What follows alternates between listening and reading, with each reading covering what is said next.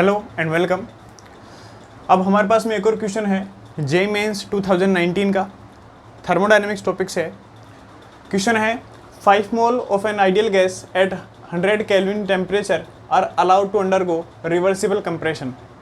5 mole ideal gas है, ठीक है, और 100 केल्विन टेम्परेचर पे है, जिसका हमने क्या कराया है रिवर्सिबल कंप्रेशन। ठीक है, कंप्रेशन यानी आप वॉल्यूम को कम कर रहे हो, यानी पिस्टन को ये मान लो आप दबा रहे हो, लेकिन वो रिवर्सिबली कर रहे हो आप। ठीक है, वॉल्यूम कम कर रहे हैं reversibly till its temperature becomes 200 kelvin. कब तक करेंगे?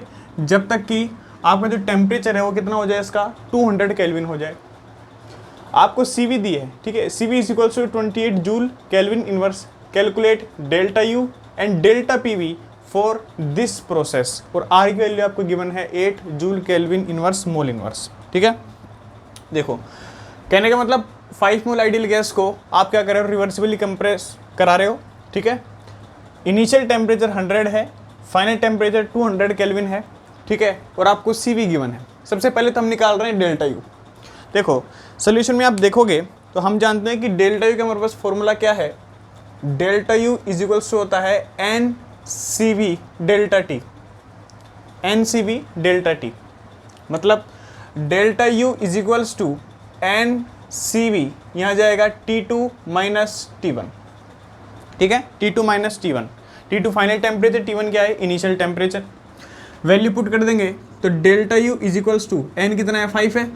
ठीक है, CV आपको गिवन है और वो है आपका 28 जूल में है, इंटू T2 कितना था 200 माइनस कितना आ जाएगा 100।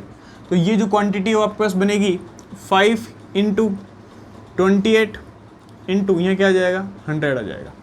ठीक है, तो आप ध्यान से देखो, जब इसको सोल्व करोगे तो ये आ जाएगा हमारे पास में, ठीक है, 14,000 जूल। ठीक है, तो किलो जूल में आंसर लिखोगे तो ये हो जाएगा 14 किलो जूल। तो ये तो डेल्टा U की वैल्यू हमारे पास में आ गई। ठीक है, डेल्टा U इस प्रोसेस के लिए कितना आया 14 किलो जूल। नेक्स्ट, अब सेकंड हमको क्या निकालना है, हमको कहा है कि डेल्टा PV निकालो। अब देखो डेल्टा PV का मतलब क्या है, डेल्टा का मतलब चेंज, P और V का मतलब क्या है, प्रेशर भी चेंज हो रहा है और वॉल्यूम भी चेंज हो रहा है, और वो होना भी चाहिए, क्योंकि देखो कंप्रेशन कराओगे तो आप वॉल्यूम को कम कर रहे हो तो वॉल्यूम चेंज होगा। दूसरा आप रिवर्सिबली करा रहे हो, और आपको पता है जब भी रिवर्सिबल प्रोसेस होता है तो आपको पता है ना कि जो एक्सटर्नल प्रेशर है वो भी कांस्टेंट नहीं होता है, वो भी क्या होता है वेरिएबल होता है। ठीक है, इसलिए प्रेशर भी चेंज हो रहा है और वॉल्यूम भी चेंज हो रहा है, और गैस का तो होता ही है चेंज प्रेशर। अब देखो, यानी अगर मैं इसको सोल्व करूं, या पहले इसको एक रिप्रेजेंटेशन इसका लिखते हैं कि जैसे अगर मैं डेल्टा A लिखूं तो इसका मतलब क्या होता है A final minus A initial, ये हम जानते हैं। सिमिलरली डेल्टा PV का मतलब क्या होगा, डेल्टा PV का मतलब होगा, अब देखो पूरे PV का कि डेल्टा लगा हुआ है, इसका मतलब PV के पहले फाइनल स्टेट माइनस फिर PV की इनिशियल स्टेट, यानी मैं इसको लिख दूं P2 V2 minus P1 V1। तो डेल्टा PV का मतलब क्या हो गया P2 V2 minus P1 V1, और आपको इसके लिए निकालना था इसको। अब हम जानते हैं आइडियल गैस है तो PV इक्वल्स टू क्या होगा nRT, और थ्रू आउट प्रोसेस मोल चेंज नहीं हुए हैं तो N कांस्टेंट होगा।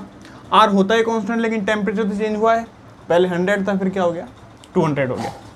तो देखो इसी प्रोसेस के लिए अगर इस PV की वैल्यू हम इसमें सब्स्टिट्यूट करें तो हमारे पास में डेल्टा PV क्या बनेगा, delta PV is equals to देखो P2 V2 किसके बराबर होगा, ये बराबर होगा nRT2 के, माइनस P1 V1 किसके बराबर होगा, देखो P को nRT है ना, तो ये क्या होगा nRT1। यहाँ से अगर आप nR कॉमन ले लो तो हमारे पास बन जाएगा T2 माइनस T1। ठीक है, n आपको पता है कितना है 5 है, R आपको पता है दिया है 8 जूल में, इंटू ये आपका 100 आया था, इधर भी तो 100 ही था। ठीक है, तो ध्यान से देखो ये कितना हो गया, ये हो गया 4000 जूल, यानी जो आपका डेल्टा PV आया